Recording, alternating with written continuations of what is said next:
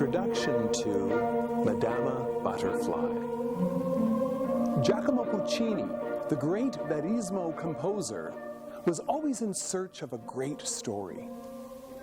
In 1900, while on a visit to London, he attended a performance of David Belasco's latest play, Madame Butterfly, a tragedy of Japan. He was captivated by the poignant story of Cho-Cho-san, a young Japanese woman.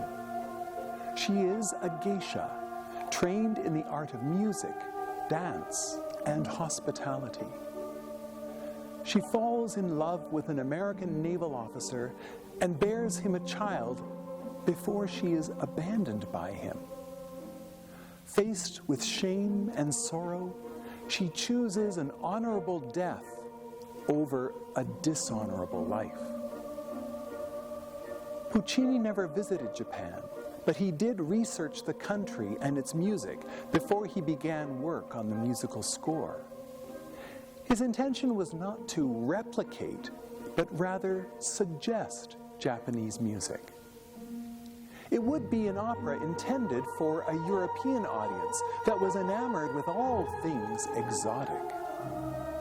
He drew on a language of non-traditional scales, such as pentatonic and whole tone, to make the music sound distant and rare.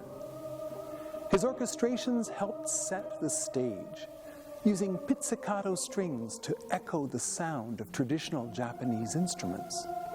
At times, he even resorted to a monophonic texture, melody with no harmony, conjuring the texture of Japanese music.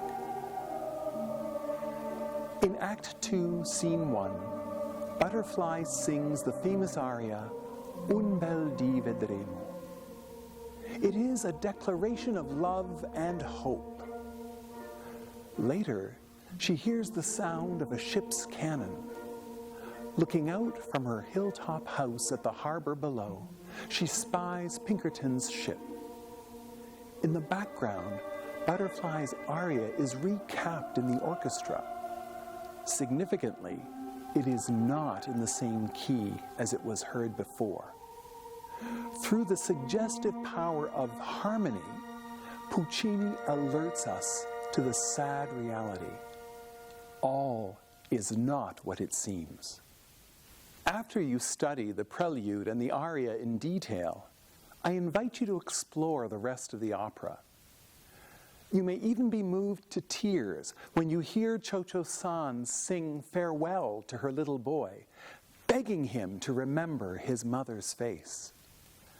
Pushing the little boy out of the room, and with noble strength, she prepares to meet her fate. This is among opera's most poignant moments.